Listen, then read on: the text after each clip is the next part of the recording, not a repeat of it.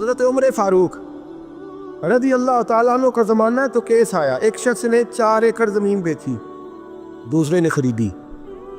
جس نے بیچی وہ کسان نہیں تھا، کوئی اور کام کرتا تھا۔ اس نے کہا میرے پاس فارغ ہے، میں تو کاشتکاری نہیں کرتا، تو ایک کسان نے خرید لی۔ توجہ ہے میری بات پر؟ وہ کسان ہل چلا رہا تھا، پہلے دن ہل چلایا تو اس کھیت کے اندر سے خزانہ نکل آیا۔ کھیت سے خزانہ کس کا ہے یہ؟ جی بھائی جی سڑک لانگ جانا وہ آتا ہے اور میں دیری نہیں تسی بیانہ واپس لو۔ اب تو سڑک گزر گئی، مجھے تو پتہ ہی اب چلا ہے کہ یہ ہاؤسنگ سوسائٹی آنے والی، میں تو نہیں دیتا ہی، رکھ لے۔ کیا نکل آیا؟ ہیرے جواہرات چاندی لال نکل آئے۔ اب اٹھا کے نا وہ شخص نکلا ہے وہ رکھ لیتا، سنبھال لیتا، کیا ضرورت تھی؟ ویسے بھی لوگ تو پیسے بتاتے ہی نہیں کتنے۔ اٹھا کے نا وہ خزانہ تو جس نے بیچے تھے اس کے گھر چلا گیا، کہنے لگا میں نے زمین خریدی تھی، خزانہ نہیں خریدا تھا، تیرا ہے، تو لے لے، تیرا ہے، رکھ لے۔ وہ بھی صحابی رسول ہے، میرے نبی نے دنیا کی محبت کھینچ ڈالی ہے دلوں سے۔ وہ کیا کہنے لگے؟ کہنے لگے میں نے تو 4 ایکڑ سے بڑی مشکل جان چھڑائی ہے، تو اب پھر دولت لے کے آ گیا ہے۔ اس نے کہا یہ تیرا ہے، تو ہی رکھ، میں نے زمین بیچی تھی تو جو اس کے اندر تھا وہ سارا ہی تیرا ہے، بیچ ڈالا تھا۔ کہنے لگا نا میں نے زمین خریدی ہے، خزانہ نہیں خریدا۔ وہ کہنے لگا لا بھائی میں نے تو ہر شے بیچ دی ہے، اس میں سے پھل اگے پھول نکلے وہ سارے۔ جاگ رہے ہم لوگ؟ آنکھوں ہے ہی کام جاگڑ والا ہے، یہ ہوتا ہی نہیں۔ یہ عجیب معاملہ ہے نا جی۔ یہ فرشتے ہیں جو دنیا میں بستے تھے، یہ انسان تھے جن کو فرشتے بھی دروازے کھول کے دیکھتے تھے یہ کیسے انسان ہے۔ اب مقدمہ حضرت عمر کے پاس آ گیا، توجہ ہے میری بات پر؟ حضرت عمر فاروق کے پاس آیا، حضرت عمر فاروق نے دونوں کی بات سنی تو جس نے بیچی تھی اس سے کہنے لگے پرانے مالک سے، چل یار تو لے لے، مجھے لگتا ہے کہ تیرے ہی ہیں، تیرے بڑوں نے دبائے ہوں گے، تو نہیں نکال سکلا، تو ہے تو وراثت تیری بنتی ہے نا، رکھ لے۔ کہنے لگا عمر آپ کیا سرائی کر رہے ہیں؟ اگر یہ بات غلط ثابت ہو گئی اور قیامت میں مجھے اس خزانے کا حساب دینا پڑا تو آپ میرے ساتھ اٹھیں گے نا، میرا بوجھ اٹھائیں گے نا؟ حضرت عمر کہنے لگے جی میں کوئی نہیں اٹھاتا، میں تیرا بوجھ۔ اب وہ جس کو بیچا تھا حضرت عمر کہنے لگے بھائی اس نے تو تجھے دے دیا تھا، اب تیرا ہے تو رکھ لے۔ کہنے لگا عمر آپ قیاس کر رہے، آپ قیاس کر رہے، اگر قیامت والے دن میں پھنس گیا تو میں آپ کا نام لے لوں اللہ کی بارگاہ میں؟ حضرت فاروق اعظم نے نا سر پکڑ لیا، فرمایا میں فیصلہ ہی نہیں کرتا، تم حضرت ابی بن کعب کے پاس جاؤ رضی اللہ ہو۔ حضرت ابی بن کعب کے پاس آئے اور آ کے ان دونوں نے کہا حضرت جی ہمارا ایک کیس الجھ گیا ہے۔ فرمایا وہ کیا؟ صحابہ وہ صحابہ تھے جن کی ہر صبح عید ہوتی، خدا کا قرب حاصل تھا، نبی کی دید ہوتی تھی۔ حضرت ہمارا کیس الجھ گیا، حضرت عمر سے فیصلہ نہیں ہوا، آپ مہربانی فرمانے لگے وہ کون سا کیس ہے جو عمر فاروق سے فیصلہ نہیں ہوا؟ وہ کون سا کیس ہے؟ کہ حضرت جی یہ معاملہ ہے، توجہ ہے میری بات پر، یہ والا معاملہ ہے کہ اس نے بیچی ہے جگہ، میں نے خریدی ہے، اب خزانہ نکل آیا، میں کہتا ہوں تیرا ہے، یہ کہتا ہے نہیں تیرا، میرا میری نہیں۔ جی یہ کون سا دور ہے؟ بولے نا وہ کون سا دور تھا؟ خیر الناس من ینفع الناس، لوگوں میں بہتر وہ جو لوگوں کے لیے نفع بخش۔ یہ کہتا ہے خزانہ تیرا ہے، میں کہتا ہوں نہیں، تو کون سا دور ہو گیا؟ تیرا تیری کا۔ حضرت سیدنا ابی بن کعب رضی اللہ تعالیٰ عنہ نے سر جھکا لیا، کہنے لگے میں فیصلہ کیا کروں، میں بہت بڑا قاضی اوپر یہاں میں بھی الجھ گیا ہوں، اب فیصلہ سنو، خوبصورت فیصلہ۔ حضرت ابی بن کعب اس سے پوچھتے ہیں بیچنے والے سے تیرے بچے کتنے ہیں؟ کہنے لگا جوان بیٹا ہے۔ خریدنے والے سے کہتے ہیں تیرے کتنے بچے ہیں؟ اس نے کہا جوان بیٹی ہے۔ کہنے لگا میں ان دونوں کا نکاح کر کے سارا سامان انہیں جہیز میں دے دیتا ہوں، ان کا نکاح کر کے سارا کچھ انہیں جہیز میں دے دیتا ہوں، تیرے گھر بھی آ جائے گا، تیرے گھر بھی۔ یہ فیصلہ سیدنا ابی بن کعب رضی اللہ تعالیٰ عنہ نے دیا۔ لوگ رو رہے تھے، کہہ رہے تھے کیا بات ہے اس فیصلے کی، کیا بات؟ ایک نوجوان تھا مینا کے بازار میں دوڑا جا رہا ہے، ایک بابا جی اس کو ملے، بزرگ، ان بزرگوں کے اس نے، توجہ ہے میری بات پر، ان بزرگوں کی تھیلی اس نے اشرفیوں والی چھین لی، چھین کے دوڑ گیا، کافی آگے چلا گیا تو گر گیا، جب گرا تو نظر آنا بند ہو گیا، لگاؤ اللہ کے ولی کی بے ادبی ہوئی، اس لیے نظر آنا بند ہو گئی، بے ادبی ہو گئے، بڑا پریشان ہوا، سخت آزمائش کا شکار، کیا کروں کدھر جاؤں؟ جب بڑی سخت تکلیف کے اندر وہ گرفتار ہوا تو لوگوں سے کہنے لگا مہربانی کرو مجھے بابا جی سے معافی دے دو۔ گرا جو ان کی نگاہ سے وہ سنبھل نہیں سکتا۔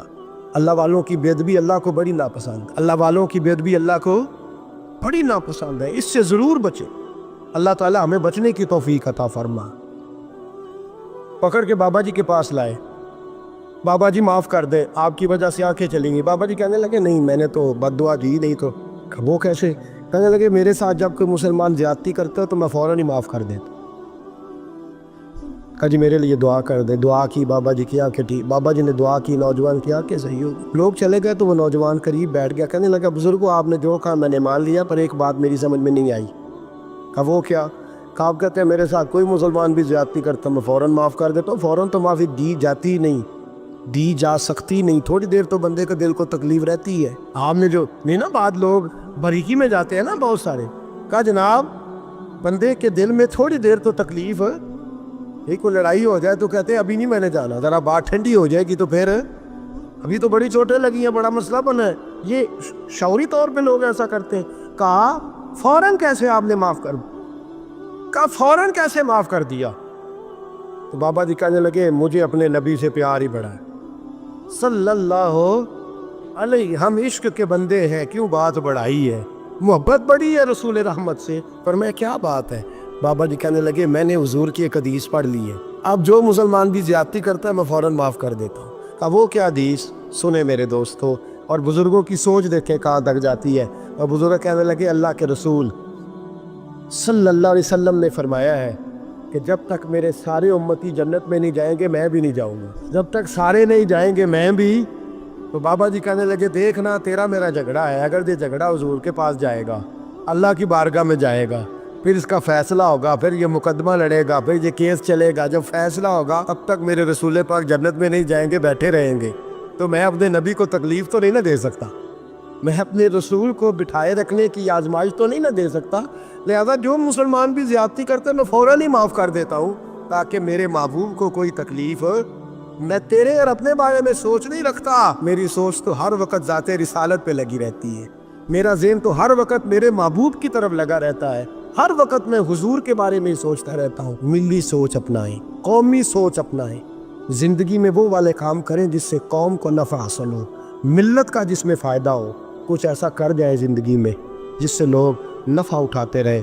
محمود غزنوی گزر رہا تھا، ایک بابا جی بڑھاپے میں ہاتھ کانپ رہے ہیں تو ایک پودا لگا رہے تھے، تو محمود غزنوی کو بڑا پسند آیا، کہا بابے کو میرے پاس تو بلاؤ۔ بلایا تو کہا بابا تیری عمر اب ہاتھ کانپتے ہیں، سر کانپتا ہے، راشا تاری ہے، تو نہ پھل کھا سکے گا نہ چھاؤں میں بیٹھ سکے گا، تو بابا جی آپ یہ کیوں کر رہے ہیں؟ بابا جی کہنے لگے چلو میں نہیں پھل کھاؤں گا، میرے پوتے تو کھائیں گے نا۔